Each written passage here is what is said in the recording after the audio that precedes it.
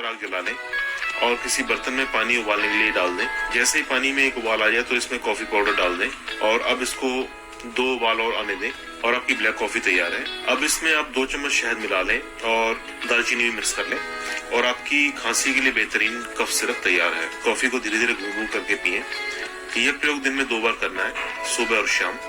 पुरानी से पुरानी या किसी प्रकार की खांसी हो वो आपको कुछ ही दिनों में इसमें राहत देखने को मिलेगी और वो खत्म हो जाएगी। और दोस्तों ये आजमा